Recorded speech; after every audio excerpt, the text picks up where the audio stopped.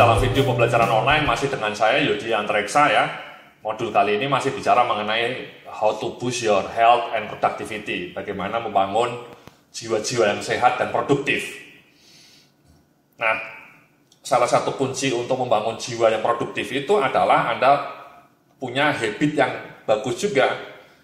Misalnya adalah habit rajin berolahraga. Ya. Banyak orang punya resolusi ya, ingin hidup sehat, ingin tubuhnya langsing, ingin jiwanya bugar, ya, ingin olahraga dengan rutin, tapi kemudian kebiasaan itu hanya ada di awang-awang, tidak bisa membumi menjadi kenyataan. Ada sebuah pepatah yang mengatakan bahwa change your habit, change your life. Jadi kalau Anda bisa mengubah habit Anda bisa mengubah hidup Anda. Change your habit, change your life. Nah, pertanyaannya bagaimana bisa menumbuhkan habit yang produktif? Ya, ini kunci, fondamen. Soalnya kalau Anda punya habit yang produktif, maka hidup Anda juga akan makmur. Hidup Anda akan menjadi lebih sumringah. Hidup Anda akan menjadi lebih sejahtera. Kalau Anda bisa membangun habit-habit yang produktif, baik dalam kegiatan olahraga maupun habit mengenai personal development. Ya. Bayangkan kalau Anda punya habit olahraga, habit sholat malam misalnya, atau habit membaca buku, atau punya habit untuk menyelesaikan tugas dengan tepat waktu, itu kan habit-habit yang luar biasa, ya, kebiasaan-kebiasaan yang bagus. Nah, bagaimana caranya membangun habit ya? Ini ada sebuah metode ya, yang dibangun dari sebuah eksperimen sampai puluhan kali ya, yang menunjukkan ada sejumlah kiat yang efektif untuk membangun habit. Ya. Nah, mari kita coba bedah ya. Jadi ini paparan ini adalah tidak hanya habit untuk bisa membangun olahraga ya, untuk habit rajin olahraga, tapi juga habit-habit lainnya dalam hidup Anda. Jadi ini habit ini, metode untuk bisa membangun habit yang bagus ini bisa Anda terapkan untuk berbagai bidang lain dalam kehidupan Anda. Supaya Anda menjadi orang-orang yang makin produktif.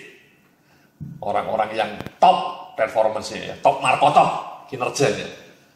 Nah, mari coba kita lihat ya. Di halaman berikutnya Anda lihat itu ya, cara membangun good habit. Jadi yang paling bagus itu start small, Mas. Contohnya, saya mau jalan kaki 5 menit saat istirahat makan siang setiap Selasa dan Rabu. Atau setiap Senin Kamis ya. Atau saya mau jalan keliling kantor selama 5 menit setiap pagi. Bukan saya bertekad mau olahraga 30 menit setiap hari. Jadi memang ketika kita mau membangun habit itu ternyata riset membuktikan Anda akan jauh lebih punya kemungkinan berhasil kalau Anda memulai dengan langkah yang sangat kecil, baby step istilahnya, atau small activity. Ya. Alih-alih mengatakan saya mau hidup sehat, saya mau jalan kaki 30 menit setiap hari, itu terlalu ambisius dan riset membuktikan kalau Anda mencanangkan goal yang terlalu ambisius di awal, Anda akan mudah kalah. Karena willpower manusia itu surprisingly tidak tahan lama, Mas, Mbak-mbak ya. Itulah kenapa hanya 20% resolusi yang berhasil diwujudkan ya. 80% resolusi awal tahun itu lalu bersama angin menjadi fata morgana. Kenapa? Karena memang motivasi orang untuk berubah itu tidak tinggi. Orang itu pada dasarnya tidak suka berubah. Motivasi orang untuk mengubah nasib itu rendah. Jadi dia hanya ngomong doang, saya ingin kaya, tapi motivasi dia untuk bergerak supaya dia kaya itu rendah. Itu kunci itu, Mas. Ya. Jadi Anda punya mimpi-mimpi besar, tapi ketika Anda mau bergerak, hanya dalam 1-2 hari Anda sudah menyerah. Karena willpower Anda itu surprisingly sangat rendah. Emang. Itulah kenapa para peneliti di Stanford mengatakan kalau Anda mau bergerak berubah, membangun habit yang bagus, mulailah dari yang kecil, yang small, baby step. Misalnya tadi ini, saya mau jalan kaki cukup 5 menit saja. Just 5 minutes. Yeah. Just 5 minutes. Saya tidak berambisi jalan lari 10 km, saya tidak berambisi untuk jalan kaki 5 km, no. Kalau Anda di awal sudah mencantumkan ambisi yang heroik kayak gitu, kemungkinan besar Anda akan gagal. Jadi mulailah dari yang small. saya mau jalan kaki 5 menit saja. Atau misalnya kalau Anda mau hobi rajin membaca buku-buku yang bagus misalnya, buku-buku tebal kayak gini misalnya, itu Anda mulailah dengan satu langkah yang small. Misalnya, saya bertekad setiap malam akan membaca 1 halaman buku. Just 1 halaman buku. Ya. Kenapa? Karena 1 halaman buku itu sangat mudah. Justru itulah the magic of small. Ketika Anda punya tekad, dan tekadnya itu sangat mudah dilakukan, Anda akan lebih bisa menaklukkan tantangan itu. Saya mau jalan kaki 5 menit. Atau bahkan kalau lebih ekstrim, saya cukup mau jalan kaki 10 langkah. No problem. Asal Anda dilakukan itu. Saya dulu juga ketika mau olahraga, saya mulai dengan sangat sederhana. Saya punya treadmill di rumah dan saya selalu punya tekad, saya mau olahraga treadmill lah tiap sore hanya 5 menit. Ya, 5 menit saja. 5 menit saja sudah terasa lama itu pertama kali. Tapi masa sih saya 5 menit saja nggak bisa? Masa sih 5 menit saja tidak bisa gitu ya? Kadang-kadang kan Anda mandi saja lebih dari 5 menit ya. Ya. Atau bengong aja 5 menit itu terasa sebentar kalau Anda bengong ya. Masa treadmill 5 menit nggak bisa? Saya mulailah 5 menit, memang 5 menit saja. Seminggu, 2 minggu, 5 menit saja. Selesai sudah. Ternyata saya bisa cuma 5 menit ya. Pendek. Akhirnya kemudian, inilah the magic of small. Ketika Anda sudah bergerak dan kemudian melakukannya itu lebih bagus daripada tidak melakukan sama sekali.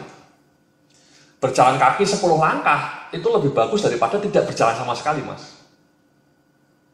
Membaca buku 1 halaman itu jauh lebih berharga daripada tidak membaca sama sekali. Dan itulah penelitian mengatakan ketika Anda punya small goal, Anda kemudian merasa mudah melakukannya dan betul-betul action. Sehingga 10 langkah, 5 menit treadmill atau 1 halaman dibaca bukunya, itu small step, small baby step. Dan itu Anda lakukan, itu jauh lebih baik daripada Anda punya tekad yang ambisius, saya mau jalan kaki 30 menit per hari. Tapi kemudian Anda merasa sangat berat, dan kemudian Anda tidak melakukannya. Zero action. Atau saya mau membaca buku tiap malam. Ya. Langsung 10 lembar. Ternyata Anda tidak bisa, dan kemudian Anda menyerah. Ya. Jauh lebih baik memulai dari yang small, Mas. Ya, jadi tolong kalau Anda belum punya habit olahraga, ya lakukan. Misalnya tadi saya bilang bahwa Anda punya tangga di kantor. Anda merasa tiga kali turun naik pun berat. Anda merasa bahwa saya mau naik turun tangga 1 lantai 1 kali. Ya udah nggak apa-apa, lakukan itu. Ya, mulai minggu depan Anda naik tangga di kantor Anda 1 lantai saja 1 kali. Just one time. Ya. Satu tangga, 1 lantai 1 kali.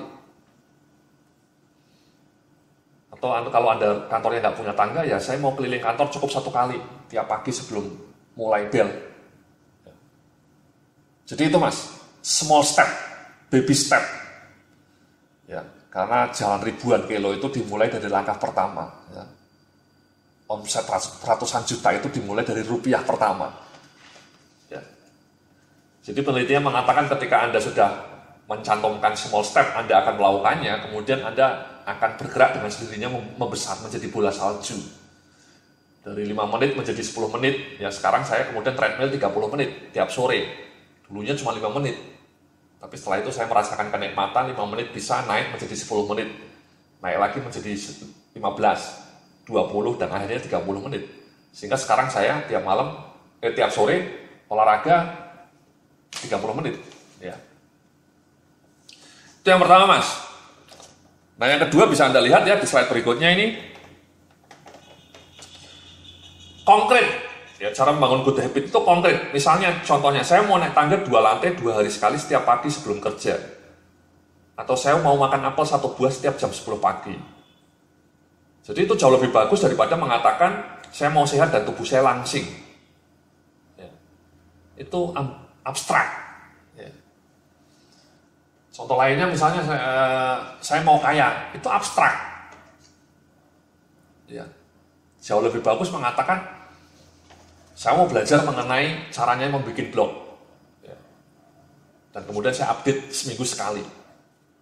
Itu konkret, dan dari blog yang Anda update seminggu sekali itu Anda bisa jadi kaya gitu. Jadi konkret. Ya. Atau tadi contoh yang saya berikan, saya mau hidup sehat, saya mau langsing tubuh saya supaya six pack. Tapi itu abstrak. Jauh lebih bagus mengatakan saya mau naik tangga satu lantai satu kali sehari. Itu bagus. Atau saya mau makan apel tiap pagi jam 10. Atau saya mau makan apel setiap habis makan siang. Sayangnya apelnya mahal masih harganya ya. Ya mungkin yang murah ubi rebus, ya, murah meriah dan sehat. Ya. Atau brokoli gitu ya. Brokoli, tomat, wortel itu kan sehat. Jadi konkret mas, bapak ibu ya, sama itu habit untuk olahraga. Kalau habit yang ambisius ya tadi saya bilang, anda bilang saya mau kaya mas Yudian, itu abstrak, meaningless, useless, tidak ada maknanya. Jauh lebih bagus ya tadi, saya mau update blog setiap seminggu sekali. Dari update blog seminggu sekali itu mungkin anda bisa menjadi seorang yang kaya, terkenal, kemudian akhirnya anda dapat order pekerjaan anda, jualan anda laku dan anda kaya. Jadi yang konkret, ya. Atau misalnya Anda bilang saya mau pintar Mas Yudia, seperti Mas Yudia misalnya gitu. Itu omong kosong, nggak ada maknanya. Jauh lebih bagus Anda mengatakan Mas Yudia saya punya tekad setiap malam saya mau membaca buku 2 halaman per malam. Itu bagus. Lama-lama Anda akan menjadi pandai, akan menjadi cerdas daripada Anda mengatakan saya mau pintar.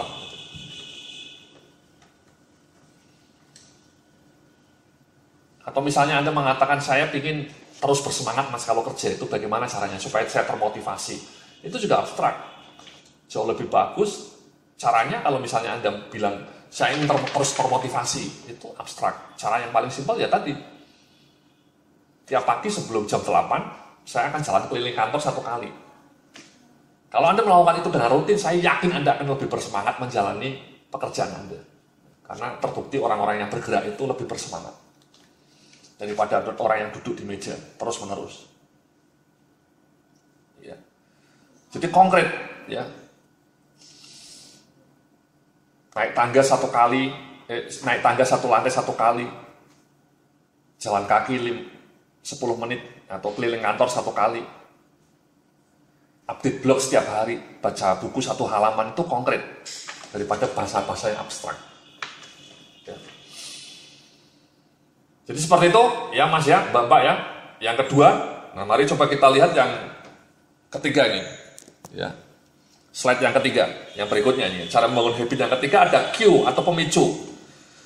Misalnya contohnya ya, saya mau baca buku 2 lembar saja setelah makan malam. Atau saya mau baca Al-Quran 1 lembar setiap jam istirahat makan siang. Bukan saya mau baca kalau ada waktu. Jadi ini terbukti mas ya, ternyata juga dalam sebuah studi mengenai habit Anda akan mudah terbangun kalau ada pemicunya, ada cue. Misalnya Anda tadi deklarasi bahwa saya akan membaca buku 2 lembar saja, ya simple, 2 lembar saja setiap habis makan malam. Jadi ada pemicunya. Seperti orang punya kebiasaan merokok, dia selalu akan merokok setelah makan. Itu sebenarnya makannya itu pemicunya. Ya, dia pemicunya itu makannya itu, dia selalu merasa tergoda untuk merokok setelah habis makan. Makanya makannya itu pemicu. Atau misalnya Anda gosok gigi, pemicunya adalah mandi. Kalau Anda tidak mandi, ya tidak akan gosok gigi. Jadi para peneliti habit mengatakan Q itu jangan pernah underestimate Q. Anda punya habit merokok, Anda punya habit gosok gigi, itu ada Q-nya, habis makan atau habis mandi. Nah makanya belajar dari situ, Anda kemudian mencoba mereplikasinya. Anda punya tekad lah, saya mau membaca buku 2 lembar setelah makan malam. Jadi ritual makan malamnya itu dijadikan pemicu. Sehabis makan malam saya selalu akan membaca buku 2 lembar misalnya. Atau sehabis istirahat makan siang selalu saya akan membaca Al-Quran 1 lembar. Sama, 1 lembar saja, jangan one day one juice gitu ya. Itu juga ambisi yang bagus, yang mulia. Tapi itu kalau kita menurut riset ilmiah, kalau Anda punya tekad membaca Al-Quran one day one juice dengan deklarasi, itu tidak akan mungkin. Anda akan overwhelmed. Dan akhirnya Anda tidak membaca Al-Quran sama sekali malah. Tapi kalau Anda punya tekad, saya membaca Al-Quran cukup 1 halaman 1 hari. Cukup, bahkan kalau misalnya lebih ekstrim lagi, cukup 5 ayat per hari. Kalau Anda merasa 1 halaman pun berat gitu. Jadi mulailah dengan small. Dan pemicunya, sehabis makan siang di kantor, saya akan membaca Al-Quran 1 lembar. Just 1 page. Dan Anda kemudian merasa itu akan ringan. Masa sih saya baca Al-Quran aja 1 halaman aja saya tidak bisa gitu ya. Ya Anda kemudian setiap habis makan siang, terkondisi. Nah itu, ya pemicu itu akan mengkondisikan Anda. Jadi pemicu itu semacam conditioning. Anda menggosok gigi saya habis mandi, jadi mandinya itu conditioning. Sehingga Anda mengkondisikan setelah makan malam saya akan baca buku 2 lembar, setelah istirahat makan siang di kantor saya akan baca Al-Quran 1 lembar. Itu conditioning namanya. Jadi ada pemicunya. Ya. Nah, coba lakukan itu, ya dikondisikan. Anda punya conditioning. Itu cukup seperti contoh saya ini bagus ya. Anda mungkin bisa praktekkan. Ya. Mulai minggu depan, selepas makan malam, saya akan matikan handphone saya. Seperti saya kalau malam lebih sering baca buku mas. Ya. Jadi handphonenya saya matiin. Setelah makan malam, handphone saya matiin, kemudian baca buku. Ya. Jadi Anda punya ritual seperti ini, saya habis makan malam saya akan baca buku, nggak usah yang tebal-tebal ya, cukup 2 halaman. Dan kemudian mulai minggu depan juga Anda punya conditioning, selepas istirahat makan siang, saya akan berusaha untuk membaca kitab suci ya. Apapun agama Anda ya, kalau Anda Muslim ya membaca Al-Quran, 1 halaman, just 1 page. Kalau Anda punya 2 habit itu ya, membaca buku 2 halaman tiap malam dan setiap istirahat membaca Al-Quran 1 halaman, hidup Anda akan berubah mas. Change your habit, change your life. Oke? Terima kasih, kita akan lanjutkan dalam video berikutnya setelah pesan yang satu ini.